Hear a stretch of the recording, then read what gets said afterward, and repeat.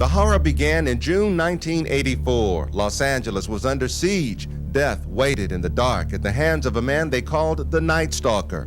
After a 14-month reign of terror, he was finally caught. It was only then that his true identity was discovered. His name, Richard Ramirez. Richard Ramirez's whole trip was to hide in a tree or hide behind a fence and watch his victims at nighttime and wait into the wee hours of the night.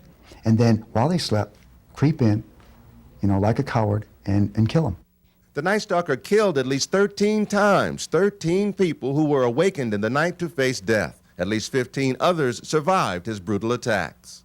I didn't particularly care for people.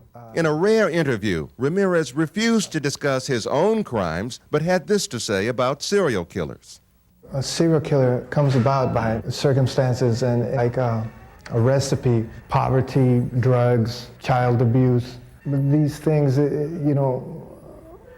contribute to a person, to a person's frustration and anger, and at some point in life, he explodes.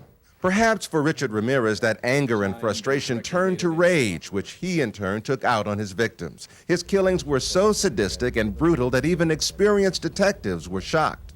Well, he took a woman in her 60s and stomped her to death with his foot, leaving an imprint of a shoe on the side of her face.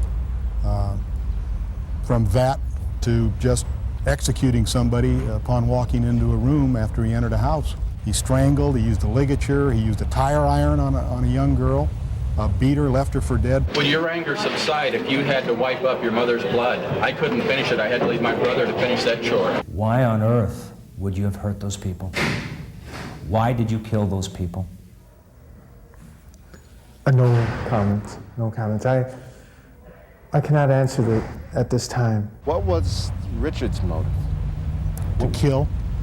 That's it? To kill. It's as simple as that.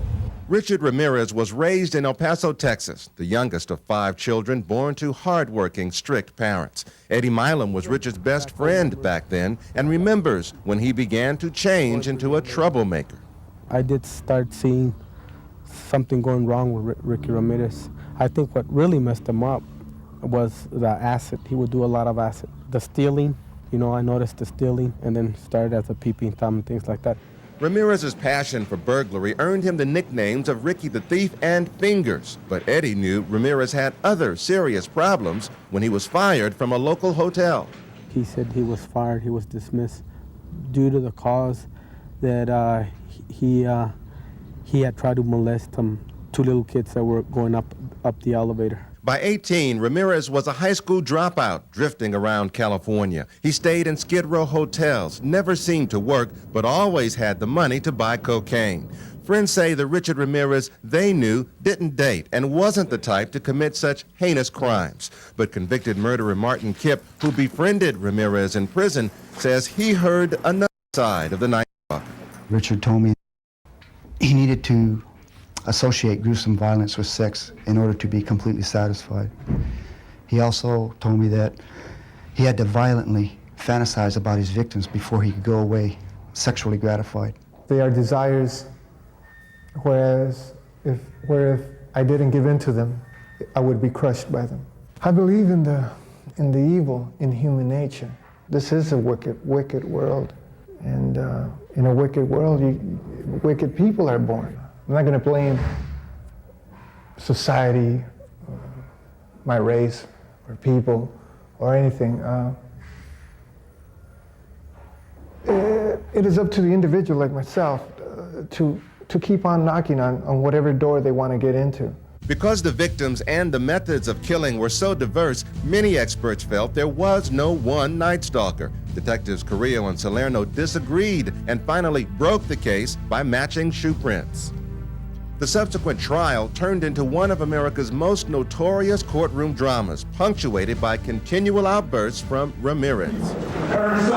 In that trial, Ramirez's fascination with Satanism emerged. As far as Satan is concerned, I believe in a malevolent being. His description eludes me, but I have felt powers that are evil.